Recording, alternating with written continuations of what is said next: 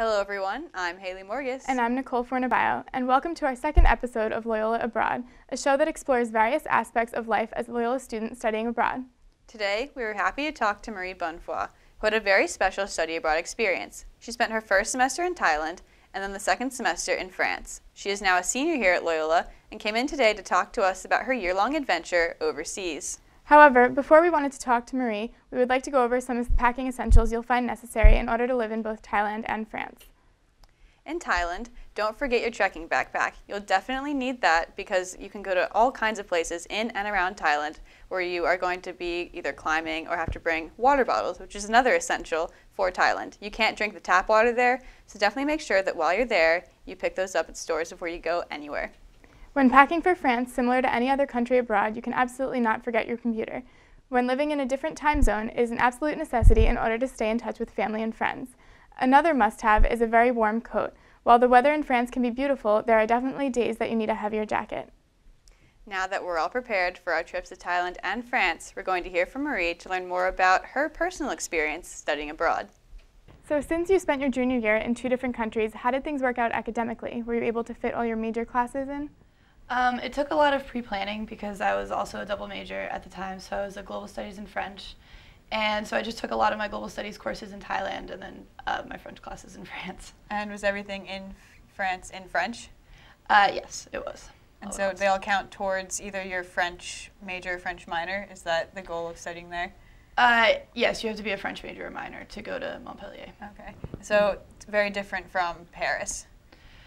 Yeah, Paris, I think the classes are in English and you don't have to major or minor. And do a lot of Loyola students usually go to Montpellier? No, there's usually a smaller amount. There was only 5 of us who went when I went, and there's usually only 1 or 2 kids. I doubt ever over 10. And then do you live with a Loyola student? Do you? The way housing was set up was we could either get an apartment on our own or we could do a host family or live in the dorms, and I lived in the dorms, so that was nice. I had my own space. Cool. And so did you get to come home for winter break? What was that experience like hopping from Thailand to the United States to France? So I got back from Thailand in November, and then I actually had a really long break because I didn't live for France till December 29th, I think, something like that. Yeah, so it was kind of weird, and everyone was at Loyola, and I was home, and it was especially strange going from Thailand, Asia to America. That was very strange. But then going to France wasn't that difficult. Yeah. So what were some of the cultural differences that you found were sort of a barrier between here and France and Thailand? I guess a lot of the ways the people acted in Thailand, they're very nice. Everyone's so nice. They want to talk to you, especially if you're a Westerner. They love you.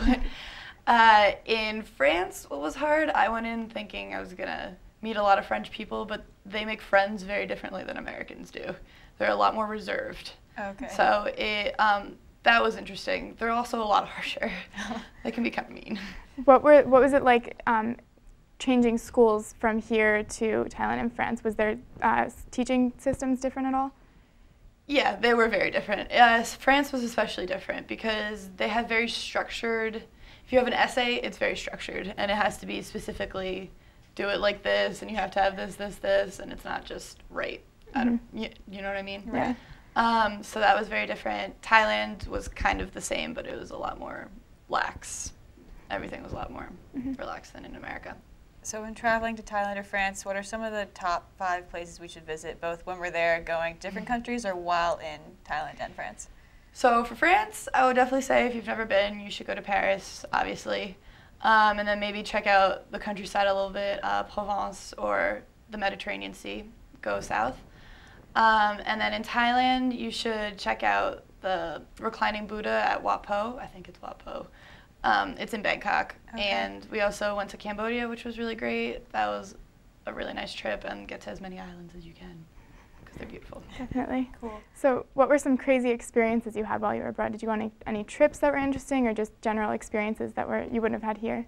I guess Thailand had a lot of the crazier experiences because it was so out there. One of the coolest parts was in the beginning they took us to an elephant show. Ooh. And at the end we all got to get picked up by the elephants. So that was really cool. By the trunk? Yeah, by the trunk. Like they around your... pick you up by the trunk and you're just hanging out there. That's crazy. And we also got to ride elephants. There's a trek at the end of the study abroad in Thailand. And that's 4 days. You're in the mountains and you go from village to village. Cool. It was amazing. Yeah, it's really cool. And you see how these people live without electricity or water or anything. And we also got to ride elephants while we were there. So Cool. And then food-wise, did you try anything really weird, really tasty, really fun? Yeah. France had really good food. It was really good. They had very good pastries. The bakeries were amazing. Sandwiches were very good. And then the cheese, the bread, everything. Right. And then in Bangkok, they have little quail eggs that you can get at markets. They're very exotic things. You can get crickets Wow. that they just put spices on and you can eat. Yeah. Cool.